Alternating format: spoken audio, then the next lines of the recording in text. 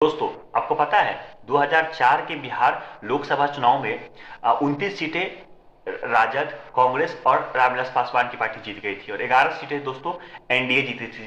6 नीतीश कुमार और 5 बीजेपी, 11 सीटें जीत पाई थी 40 सीटों में। और ये पहला चुनाव था बिहार बंटने के बाद, क्योंकि 2000 के करीब में बिहार बंट चुका था। उसके बाद ये पहला चुनाव था जिसमें 40 सीटें हुआ करती थी, पहले 54 सीटें हुआ करता था बिहार में। इस बिहार में हम देखेंगे कि परमेश्वर मुखिया को ने भी चुनाव लड़ा था। इस लोकसभा चुनाव में परमेश्वर मुखिया ने भी चुनाव लड़ा था। सुन के मुझे भी आश्चर्य लगा, लेकिन ये बात हकीकत है। परमेश्वर मुखिया वो जिनको रणवीर सिन्हा के नाम से जाना जाता है और वो किसानों के सबसे बड़े मसीहा का तौर पर जाना जाता है मगध और शाहबाद के क्षेत्रों में, वो भी चुनाव लड़े थे। और जिस सीट से चुनाव लड़े थे उस सीट का नाम था आरा। आरा लोकसभा के 2004 का चुनाव परमेश्वर मुखिया ने लड़ा था। किस पार्टी से लड़ा था? किसी पार्टी से नहीं लड़ा था, उन्होंने इंडिपेंडेंट लड़ा था। और उन्होंने जो जदयू के उम्मीदवार था उससे भी अधिक वोट पाए थे वो, ठीक है, मतलब एनडीए के उम्मीदवार से अधिक वोट पाए थे वो। और उनका परफॉर्मेंस आरा लोकसभा चुनाव में काफी अच्छा रहा था एक इंडिपेंडेंट कैंडिडेट के तौर पे। उनको 1.5 लाख के करीब वोट आया था, ठीक है दोस्तों। और उनको लगभग 18.90%, लगभग 19% के करीब उनको वोट आया था, ठीक है दोस्तों। और वो थर्ड पोजीशन पे रहे थे, ठीक है दोस्तों, इंडिपेंडेंट कैंडिडेट थे, थर्ड पोजीशन पे हो रहे थे। अब हम बात करते हैं कि उस चुनाव में हुआ क्या था। देखिए दोस्तों, उस चुनाव में हुआ क्या था कि लालू की पार्टी से कांति सिंह चुनाव लड़ रही थी, राजद से राम नरेश नाराम सीपीआई एमएल से लड़ रहे थे, जिसका परमेश्वर मुखिया से लड़ाई हुआ करता था। परमेश्वर मुखिया इंडिपेंडेंट लड़ रहे थे, ठीक है दोस्तों। अशोक कुमार वर्मा जदयू की तरफ से लड़ रहे थे। उस चुनाव में परमेश्वर मुखिया के साथ ये था कि उनका तो वो किसान का काम किया करते थे और मुखिया थे एक तौर पे, उनका अच्छे से एस्टेब्लिशमेंट भी नहीं था उनका आरा के क्षेत्रों में, ठीक है दोस्तों। और इस हम पहले बता चुके हैं कि आरा में 3 तरह के क्षेत्र हुआ करते थे पहले, आरा, शाहपुर और पीरो। जो पीरो का क्षेत्र है वहां पे भूमिहार की आबादी अच्छी खासी है, आरा में राजपूत की आबादी अच्छी खासी है और शाहपुर में ब्राह्मण की आबादी अच्छी खासी है, ठीक है दोस्तों। लेकिन इसमें जो भूमिहार बहुल क्षेत्र है उस समय आरा में नहीं आया करता था। हम देख लेते हैं कि परमेश्वर मुखिया को कितने प्रतिशत वोट आए थे। स्टार्टिंग में बोल देते हैं मैं आपको, 18.90% उनको वोट आया था, 18.90%, और वो थर्ड पोजीशन पर आए थे। फोर्थ पोजीशन पे जदयू के उम्मीदवार 18.70% आया था, मतलब जदयू के उम्मीदवार को परमेश्वर मुखिया से कम वोट आया था, 0.20% कम वोट आया था। और दूसरे पोजीशन पे सीपीआई एमएल के राम प्रकाश राम 19% वोट आया था, 0.10% का अंतर था। वोट में तो सीपीआई एमएल को परमेश्वर मुखिया से ज्यादा वोट आ गया था, ठीक है दोस्तों।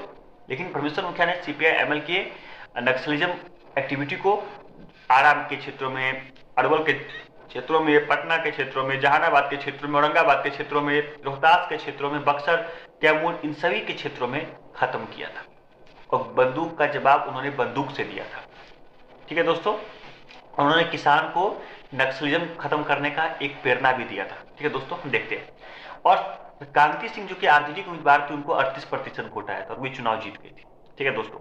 लेकिन परमेश्वर मुखिया इंडिपेंडेंट कैंडिडेट होकर 18.90% वोट पाए और आरा के उन क्षेत्रों में जहां पे भूमिहार सीट एडअप भी नहीं है, ठीक है दोस्तों, जहां पे भूमिहार पॉपुलेशन कम है, ठीक है दोस्तों। इसका मतलब बिल्कुल शो करता है कि वो भूमिहार अपर कास्ट के लोगों में उनका सपोर्ट हुआ करता था, ठीक है दोस्तों।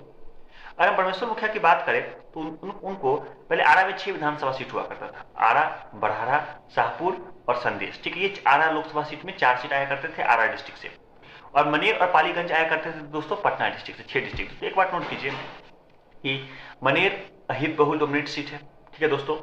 पालीगंज भूमिहार बहुल डोमिनेट सीट है और संदेश शहर, बड़हरा, आरा, ये सब राजपूत बहुल डोमिनेट सीट है, ठीक है दोस्तों। इसमें कुछ ही सीटें शहर को छोड़ दिया जाए तो कुछ ही सीटें भूमिहार बहुल सीटें, ठीक है दोस्तों।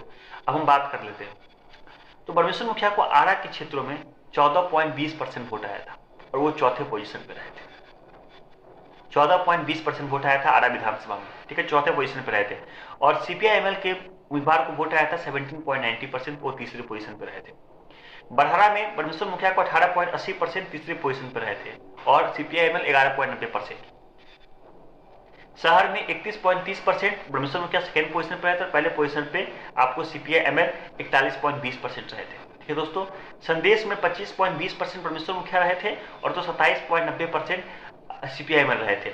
मनेर में 5% वोट मात्र परमेश्वर मुखिया मिला था चौथे पोजीशन पे, और मनेर में सीपीआई को 7% वोट आया था, ठीक है दोस्तों। और पालीगंज में 21.40% वोट परमेश्वर मुखिया को आया था, तो 12.10% वोट आपको पालीगंज में सीपीआई को आया था, ठीक है दोस्तों।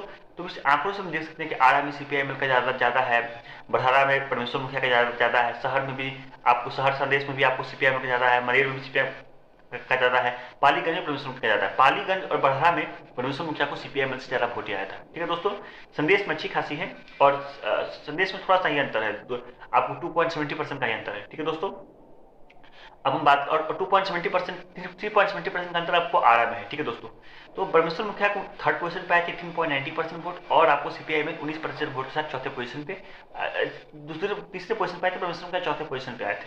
ठीक है दोस्तों, परमेश्वर मुखिया तीसरे पोजीशन पे थे और सीपीआई में दूसरे पोजीशन पे थे। ठीक है दोस्तों, चौथे पोजीशन पे जदयू के उम्मीदवार हुआ करते थे।